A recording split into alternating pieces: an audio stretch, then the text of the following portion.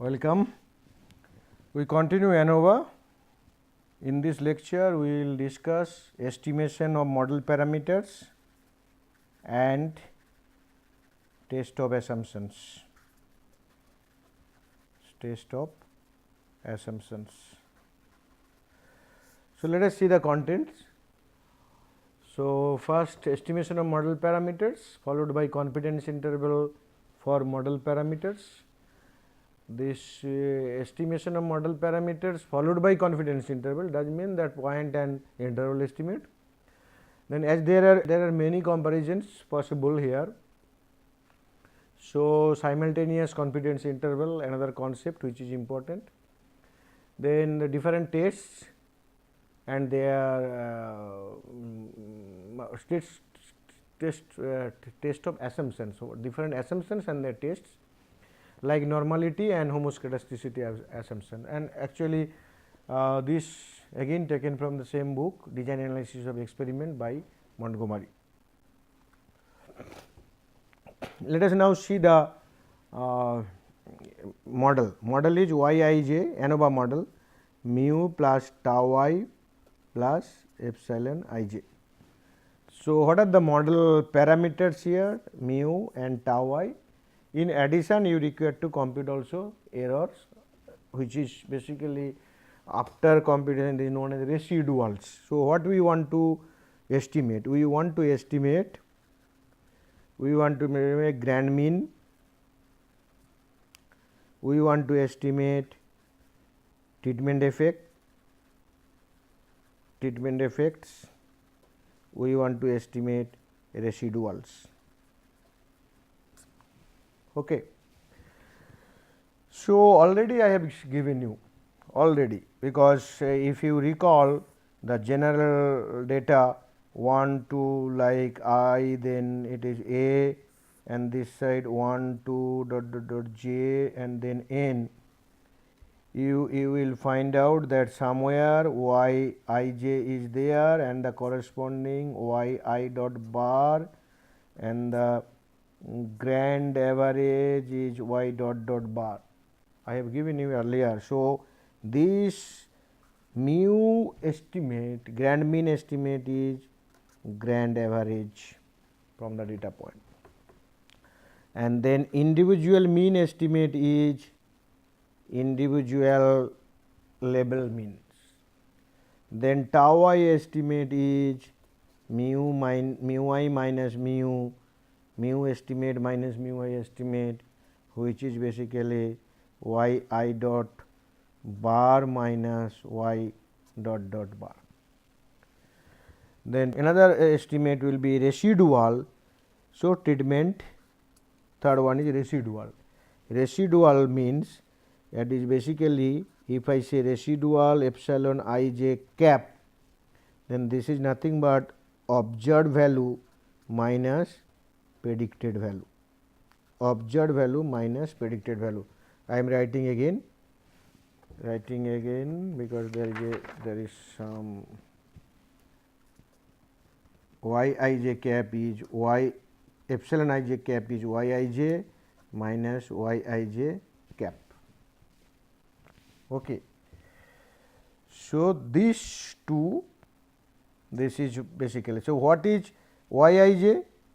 Y I j is mu plus tau I plus epsilon I j. Now, what will be then y I j cap? This will be mu cap plus tau I cap. So, again tau I is basically that is mu cap plus tau I is mu I cap minus mu cap. So, this is nothing but mu I cap, which is nothing but y bar I dot. So, that means the predicted value is the individual level average. Then residual is individual observations minus y I cap. Then this will be y I j minus y bar I cap. So, this is estimate of residuals. Okay. This is what is known as estimation. Now, we are primarily interested to know two things. One is that estimate of mu I, similarly estimate of tau I, which is mu I cap, then your tau I cap. So, then what you require? You require to know the point estimate, which is point estimate, which is mu I cap point estimate is y bar I dot, and you also require to know interval estimate. That means 100 into 1 minus alpha % confidence interval. So, in order to know the interval estimate, you require to know the distribution of y I cap. What will be the distribution of y I cap? You have to know it. For the time being, we can say that this is basically mu I and sigma square by n. If y I j is distributed and mu I and sigma square, then y I cap, y bar I dot bar, this will be mean value will be same mean value, and variance part will be sigma square by number of observations sigma square by n. If you know this, then you can go for interval estimate. Now, here what interval estimate you want? You want interval estimate of this. So, as a result, you require to know the sigma square value. Sigma square, that estimate is nothing but here MSE by, that is MSE. Sigma square will be MSE, or other way we can write like this, MA suffix E. So, please keep in mind, MSE is an estimate of the variability of y across different levels. Okay. So, I hope that you understand it. Now, how to get it? So, if I create my random variable y I dot cap minus its expected value divided by square root of variance, then this will follow which distribution? Here now z sigma is not known, estimate of t distribution. So, t distribution, this will be minus t, this will be plus t. What will be the degrees of freedom for t? What is available after calculation of the parameters like variance, that means your availability will be n minus a here. Okay.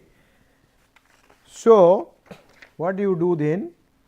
Your case is something like this, t distribution, this side plus t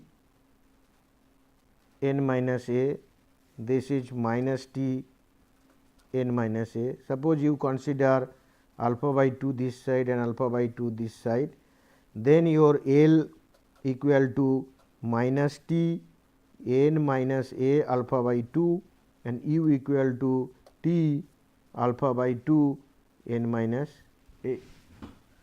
So, probability L less than equal to that y bar minus expected value of y I dot bar minus expected value of y I dot bar divided by square root of variance of y I dot bar, this will be less than equal to u equal to 1 minus alpha. You want this. This is what we have written here, that L value is, this will be alpha by 2 and this will become alpha by 2. So, now you know this what will happen then, that means minus t n minus a alpha by 2 less than y I dot bar minus mu I divided by square root of MSE by n, because y I, this sigma square is MSE by n less than or less than equal to y I dot bar minus equal to plus t n minus a alpha by 2. So, the resultant quantity will be what? You see, resultant will be y I dot bar minus t alpha by 2 n minus a variance part mu I. This is the confidence interval into 1 minus alpha % confidence interval for mu I. Okay. Now what will happen for the two difference between two treatments. So, we were interested to know mu I minus mu j, because suppose what is the tau I? Tau I is mu I minus mu. What is tau j?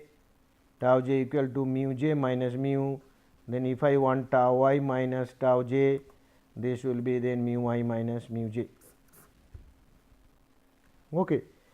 So, if you want to know the difference between two treatments, then what will happen? The response, what is mu I minus mu j estimate?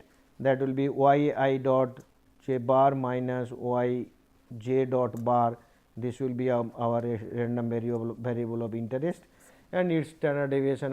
The same way you will compute, and you will find out this, that y I dot bar minus y j dot bar minus t alpha by 2 n minus a root over 2 m a c by n less than equal to this, less than equal to this. This is plus, sorry, it's okay, correct.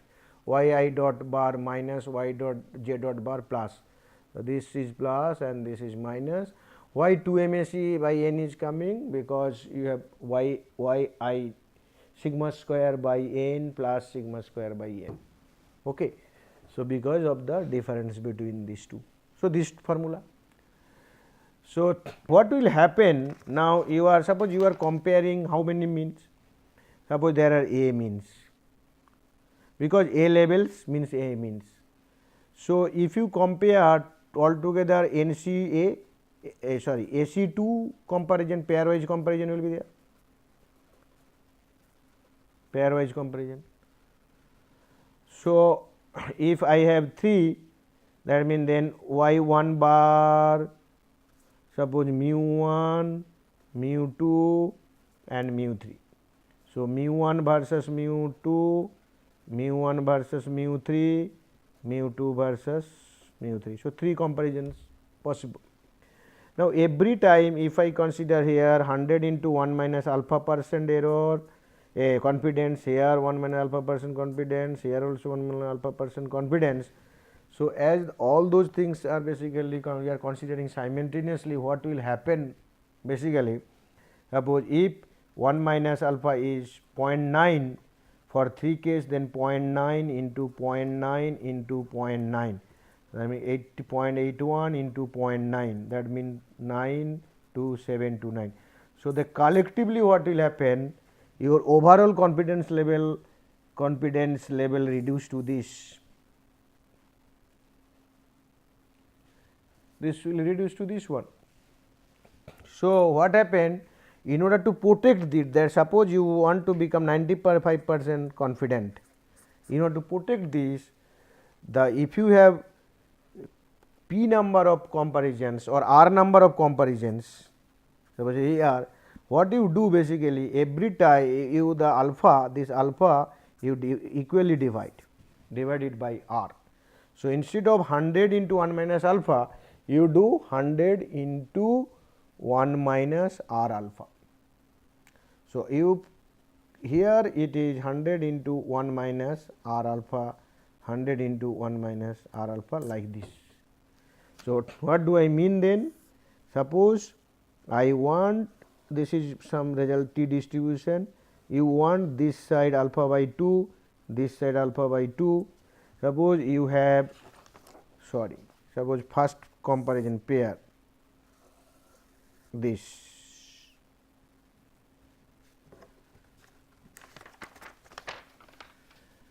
first this side and this side, suppose this and this is this. So, this side alpha is coming, this also alpha by 2 is coming. Now, the resultant will become less. So, as a result here instead you are writing alpha by 2, here alpha by 2, alpha by 2, alpha by 2 instead of for 2 pairs I am difference I am talking about here. Instead of then what you are basically doing, you are making this portion smaller. So, you have this. So, for every individual you require this.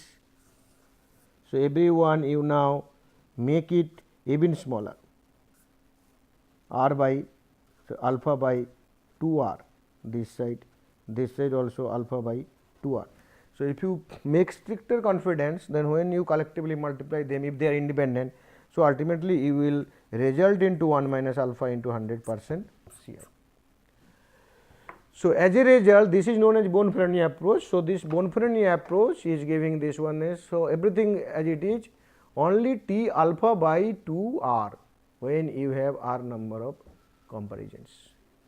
This is known as simultaneous confidence interval.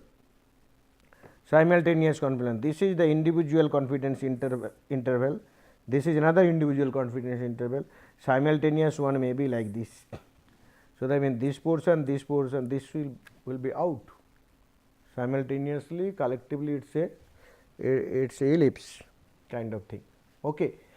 So, in order to capture or take care of this portion, you are dividing by r, and ultimately when you multiply. So, this means in this zone or the the ellipsoid level you will be able to do it. Okay. So, this is the formula. So, simultaneous two treatment means also similar case. Here two different treatments. Here I said that the treatment difference or two different treatment, first treatment and second treatment, it may be two difference. So, then how do you treat r? R will be number of treatment when you are going for treatments. Simultaneously when you are going for treatment different pairs, so the r will be number of pairs, that is the issue. So, yi bar minus yj and then again t by alpha by this one. Okay. Let me repeat. Here what happened, you are comparing finding out the confidence interval for single mean, and alpha by 2 is the level of significance. Here you are saying there are r treatments, you require r different confidence level of interest, but they are occurring simultaneously. So, you want the simultaneous part. So, alpha by r, that is what you are considering. Then here what happened, that difference in two treatment means only one pair. Here what happened, you are considering all the simultaneously all the pairs. So, by r is coming. So, if I have 3 pairs or 3 treatment in the first case, if I choose alpha equal to 0.05, then alpha by r will be 0.05 by 3. Then when I say T alpha by 2 r, then it will be nothing but T 0.05 by 2 into 3. So, you have to and then according and also n minus a is the degree of freedom. You find out from table what is this value. This approach is known as Bonferroni approach.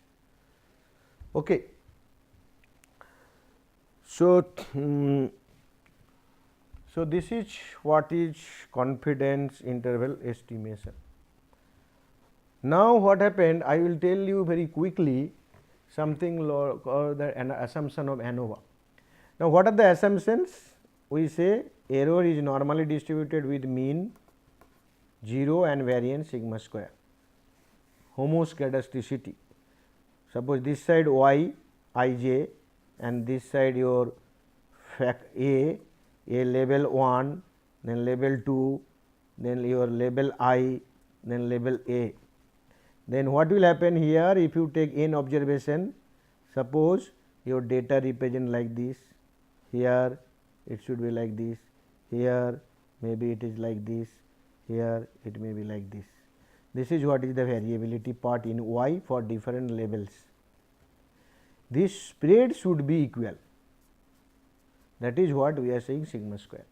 This is known as homoscedasticity.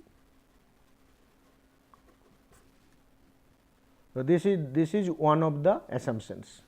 Here we have written common variance, that means the variance across different level equal. Another one I said it is normally distributed also.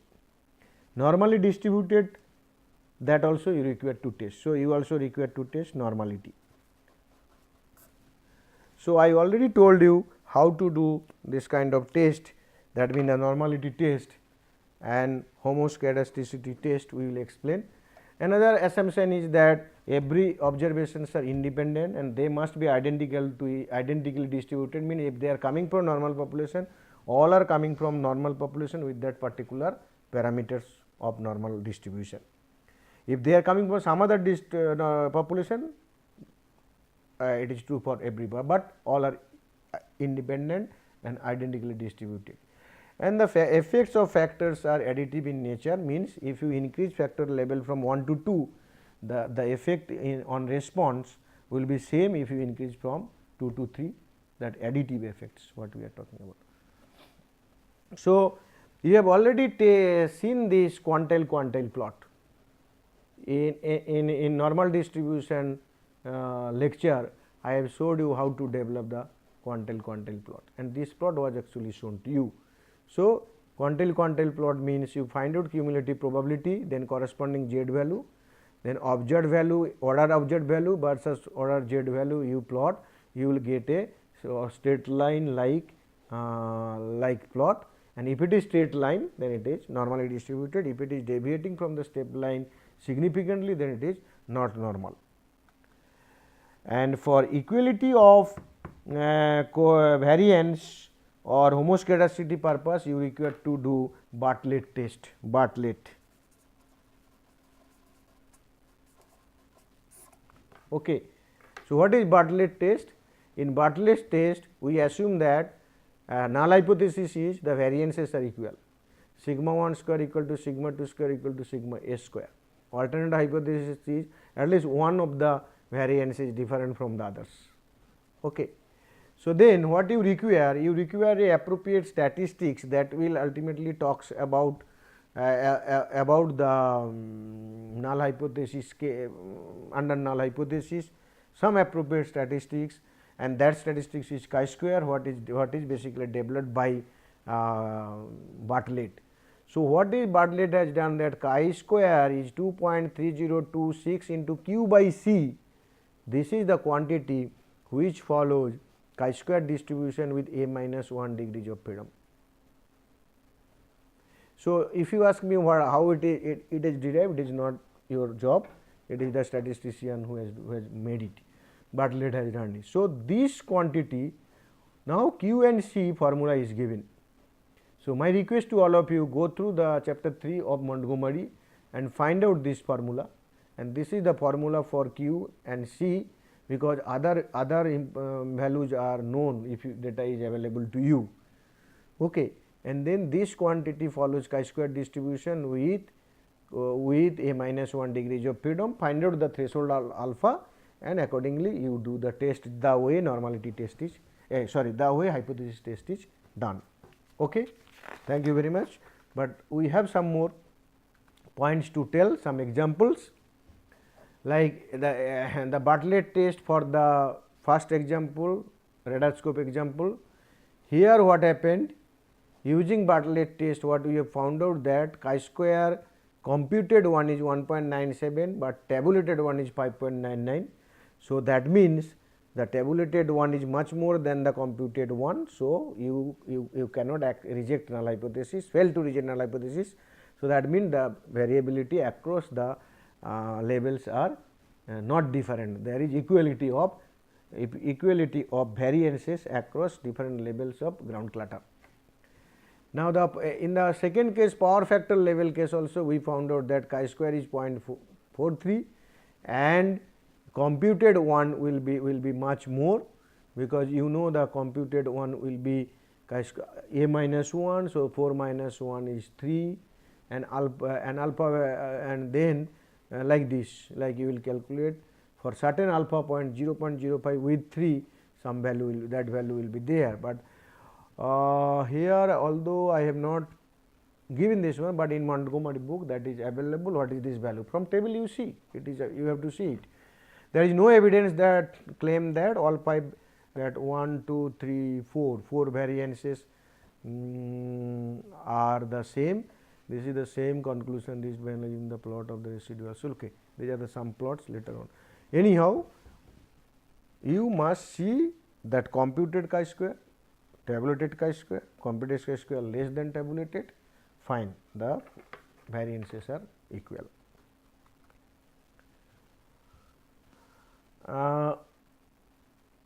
In fact, there is another method for homoscedasticity checking, that is known as modified Levin method. What is there in modified Levin method? So, you find out the median for each level, from each level of data. For example, suppose this is the data set, this is my level 1 and these are the observations. Find out the median of it. Second level, out of these 6 observations, find out the median. Third level, find out the median. Fourth level, find out the median. Then subtract each row data by the respective median, not mean, and then you will be getting this kind of data. This data is nothing but this minus median and the mod of that data only. That means, if you go back, Dij equal to mod of Yij minus Yi median. So, then you are from this original data you are getting the deviation data. Now, you use traditional ANOVA with the deviation data, and if there is difference, then mean of these deviations you just test. If the mean of differences across different levels are different, then the variance are different, otherwise this is equal. Okay.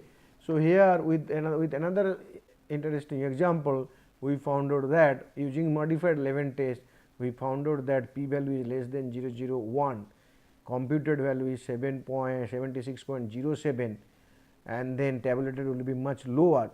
So, what I can say that there is a difference. For example, in the first level this is the spread, second level this is the spread, third level this is the spread, fourth level this is the spread. So, what is the spread here then? So, the error spread is also sigma square pi. So, level 1, 2, 3, 4, first level spread is like this, you just see the minimum to maximum, this is minimum to maximum spread like this, second one like this, third one like this, and in fourth one also like this. So, it is if you add this, it is basically making a funneling effect. So, when your data represent this kind of funneling effect either towards left, funneling towards right, or it may so happen here is the maximum, here is lower, here is lower, here is lower. So, maybe funneling to the left. So, when your data, suppose this is Yij and these are the factor level, a level 1, 2, 3, 4 different level. So, if your data represent like this, then funneling right or funneling left, then there is change in, there is variability, difference in variability. Usually we not use Yij, we use the residual epsilon ij residual.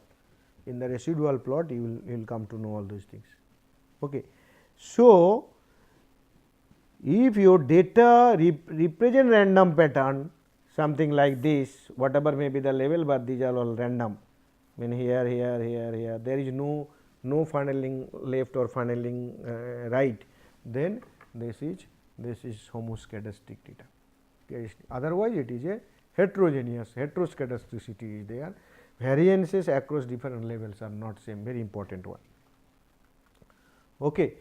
So, then I hope that you are comfortable, you will become comfortable with ANOVA. In the previous lecture and this lecture, last 2 in fact last 3 lectures we talk about ANOVA, and we have given starting from ANOVA model, then partitioning the observation, then partitioning the sum squares, then ANOVA table, then F test, that is hypothesis test, and then what happened, we estimated the parameters, then we have seen the mean and point estimation and interval estimation. We introduced a concept called simultaneous confidence interval using Bonferroni approach, and then the test of assumptions, normality test, variance test, and then there will be test like independent test, independent observation test, that means the data are not related to each other. So, there are so many things. Okay. So, thank you very much.